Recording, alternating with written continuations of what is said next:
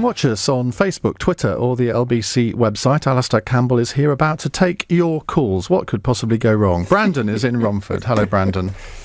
Good morning, gents. Pleasure to be speaking with you. Alistair, I'm a student currently writing my dissertation on the importance of prime ministerial leadership in the 21st century. I've used both Blair and Cameron as case studies, and you mentioned earlier that our current situation needs a clarity of leadership. My question then is, if you were advising this Prime Minister or the next Prime Minister, what would you argue is needed in prime ministerial leadership going forward for British politics now and over the next 5 or 10 years? Is this for use in your dissertation? I hope it is. Yeah. Yes, it is, yeah. Well done. I was actually writing my conclusions when I saw that you were going to be coming on. I hope you're recording this, Brandon. That's absolutely brilliant. I get so many students writing to me for their dissertations. I do about 1 in 100, but this is the first time I've ever done one live on the radio. I think, I'll tell you that what I think is that, I mean, you've got to go back to when she became Prime Minister. And just as when David Cameron more narrowly than he expected to, won the Scottish referendum, the independence referendum, and then he kind of went on a divisive tack. He went saying, you know, you've had your fun, now it's English votes for English laws. He didn't try to bring the country together. And likewise, I think with Theresa May, she didn't try to bring the country together. Because of the way that she feared of being seen as a Remainer Prime Minister, somebody voted Remain even if she didn't campaign for it.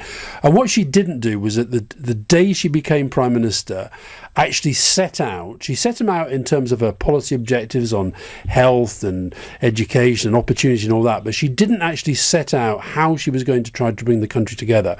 And since then, I don't think she's ever fully confronted the decisions that she has to make. She sort of did it at the Chequers, when the Chequers proposal, we used to talk about obsessively, there's now kind of, although it's sort of become Labour's policy in a funny sort of way, but she sort of did it then, and because it led to the resignations and the further divide in the Conservative Party, what she's never done is to confront the real choices and spell out the consequences. And I still think that's what she should do, confront the real choices and spell out the consequences.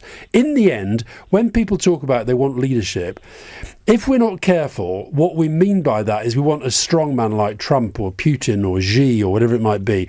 Actually, I think in our democracy, what it means is they want leaders who will level with them and set out the honest choices that the country faces. And I don't believe she's done that, and that's what she needs to do now.